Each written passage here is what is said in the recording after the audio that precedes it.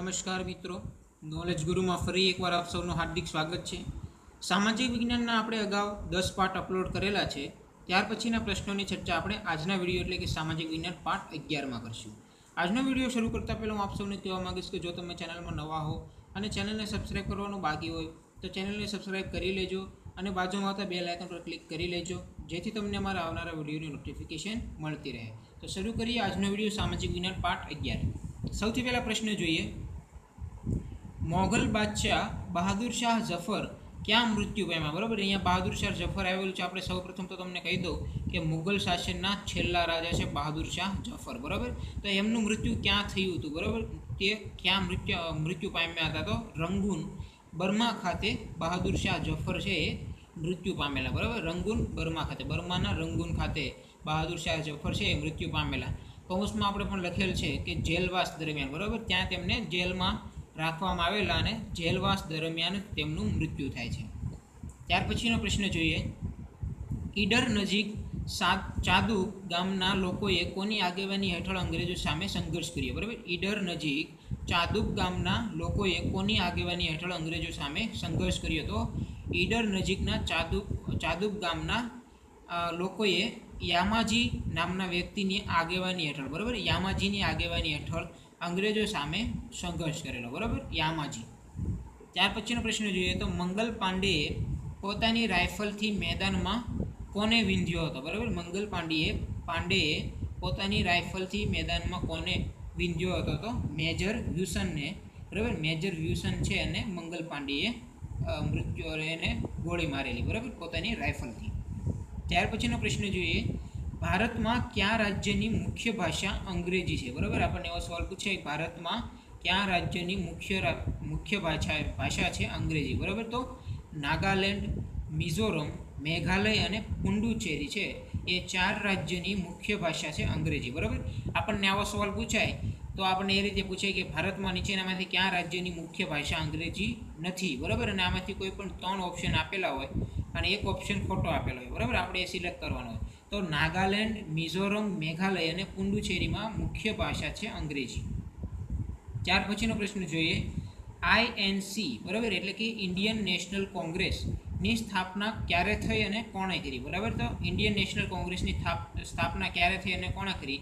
તો સ્થાપના થાય છે 1885માં. બરાબર, અને કોણ કરે છે? તો એલન ઓક્ટેવિયન હ્યુમ. બરાબર, એલન ઓક્ટેવિયન હ્યુમ નામના વ્યક્તિ ઈસવીસન 1885માં આઈએનસી એટલે કે ઇન્ડિયન નેશનલ કોંગ્રેસની સ્થાપના કરે છે. બરાબર, ત્યાર પછીનો પ્રશ્ન જોઈએ તો આઈએનસીના પ્રથમ અધ્યક્ષ કોણ હતા? બરાબર, આપણને એવો સવાલ પૂછે કે ઇન્ડિયન નેશનલ કોંગ્રેસની પ્રથમ બેઠકના, બરાબર, પ્રથમ અધિવેશનના અધ્યક્ષ કોણ હતા? તો વ્યોમેશચંદ્ર બેનર્જી. બરાબર, આઈએનસીના પ્રથમ અધ્યક્ષ છે વ્યોમેશચંદ્ર બેનર્જી.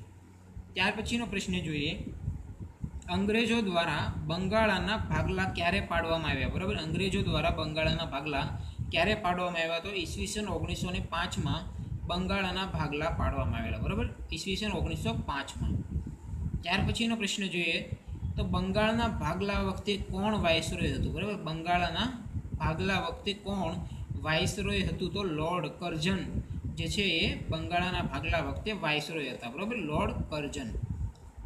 ત્યાર પછીનો પ્રશ્ન જોઈએ. વંદે માતરમ ગીતના રચયિતા કોણ છે? બરાબર, વંદે માતરમ ગીતના રચયિતા કોણ છે? તો વંદે માતરમ ગીતના રચયિતા છે બંકિમચંદ્ર ચટ્ટોપાધ્યાય. બરાબર, બંકિમચંદ્ર ચટ્ટોપાધ્યાય છે એ વંદે માતરમ ગીતના રચયિતા છે. બરાબર, ત્યાર પછીનો પ્રશ્ન જોઈએ. વંદે માતરમ ગીત કઈ નવલકથામાંથી લેવામાં આવ્યું? બરાબર, વંદે માતરમ ગીત કઈ નવલકથામાંથી લેવામાં આવ્યું? તો આનંદ મઠ. બરાબર, આનંદ મઠ નામની નવલકથા છે એમાંથી વંદે માતરમ ગીત લેવામાં આવ્યું. બરાબર, ત્યાર પછીનો પ્રશ્ન જોઈએ તો કઈ સાલમાં અંગ્રેજોએ બંગાળના ભાગલા રદ કરવામાં આવ્યા? બરાબર, અંગ્રેજો દ્વારા બંગાળના ભાગલા રદ કરવામાં આવ્યા. આમ કહીએ તો અંગ્રેજોને બંગાળના ભાગલા રદ તો નહોતા કરવા, પણ એમને એવી ફરજ પાડવામાં આવેલી. બરાબર, આ ભારતમાં એવા સત્યાગ્રહો અને આંદોલનો થવાના કારણે. તો અંગ્રેજોએ બંગાળના ભાગલા ક્યારે રદ કર્યા? તો ઈસવીસન 1918માં કર્યા. બરાબર, ઈસવીસન 1911માં.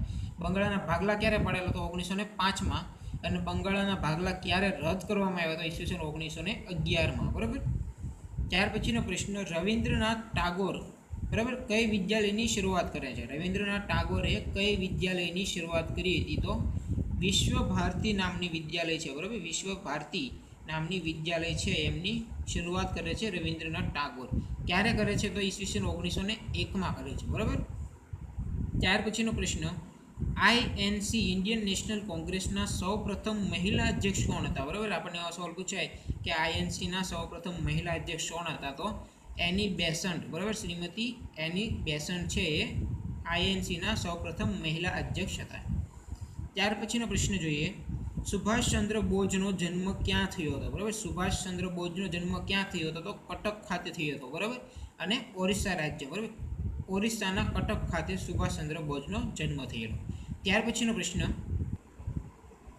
ઈસવીસન 1939માં સુભાષચંદ્ર બોઝે ક્યાં પક્ષની સ્થાપના કરી? બરાબર. ઈસવીસન 1939માં સુભાષચંદ્ર બોઝે ક્યાં પક્ષની સ્થાપના કરી? તો ફોરવર્ડ બ્લોક નામના પક્ષની સ્થાપના કરી, બરાબર. આપણને એવો સવાલ પૂછાય કે ફોરવર્ડ બ્લોકની સ્થાપના કોણે કરી? તો સુભાષચંદ્ર બોઝે કરી. અને ક્યારે કરી? તો ઈસવીસન 1939માં કરી, બરાબર. ત્યાર પછીનો પ્રશ્ન, નેતાજી કોનું હુલામણું નામ છે? બરાબર. નેતાજી કોનું હુલામણું નામ છે? તો સુભાષચંદ્ર બોઝનું હુલામણું નામ છે નેતાજી, બરાબર. ત્યાર પછીનો પ્રશ્ન, કોણે ગણેશ ચતુર્થી અને શિવાજી જયંતિ ઉત્સવોની ઉજવણીની શરૂઆત કરી? બરાબર. તો બાળ ગંગાધર તિલક છે એણે ગણેશ ચતુર્થી અને શિવાજી જયંતિ નામના બે ઉત્સવોની ઉજવણી કરવાની શરૂઆત કરી, બરાબર. બાળ ગંગાધર તિલકે. ત્યાર પછીનો પ્રશ્ન, બાળ ગંગાધર તિલકે શરૂ કરેલા મરાઠી વર્તમાનપત્રનું નામ જણાવો, બરાબર. તો બાળ ગંગાધર તિલકે શરૂ કરેલા મરાઠી વર્તમાનપત્રનું નામ છે કેસરી, બરાબર. કેસરી નામનું વર્તમાનપત્ર હતું, મરાઠી વર્તમાનપત્ર. ત્યાર પછી આપણને એવો સવાલ પૂછાય કે બાળ ગંગાધર તિલકે શરૂ કરેલા અંગ્રેજી વર્તમાનપત્રનું નામ જણાવો, બરાબર. તો અંગ્રેજી વર્તમાનપત્રનું નામ છે મરાઠા, બરાબર. અહીંયા પરીક્ષામાં આપણને એવો સવાલ પૂછાય કે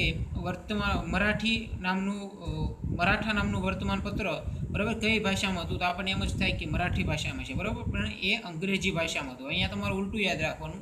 મરાઠી નામનું વર્તમાનપત્ર છે કે એનું નામ છે કેસરી, અને અંગ્રેજી નામનું વર્તમાનપત્રનું નામ છે મરાઠા, બરાબર. ત્યાર પછીનો પ્રશ્ન, શેર એ પંજાબ તરીકે કોણ જાણીતું છે? બરાબર. શેર એ પંજાબ તરીકે કોણ જાણીતું છે? તો લાલા લજપત રાય છે શેર એ પંજાબ તરીકે જાણીતા છે, બરાબર. લાલા લજપત રાય. ત્યાર પછીનો પ્રશ્ન, લાલા લજપત રાયે શરૂ કરેલા વર્તમાનપત્રના નામ જણાવો, બરાબર. લાલા લજપત રાયે શરૂ કરેલા વર્તમાનપત્રોના નામ જણાવો. તો બે વર્તમાનપત્ર છે, ધી પંજાબી અને ધી પ્યુપલ, બરાબર. ધી પંજાબી અને ધી પ્યુપિલ છે એ વર્તમાનપત્રો શરૂ કરે છે લાલા લજપત રાય.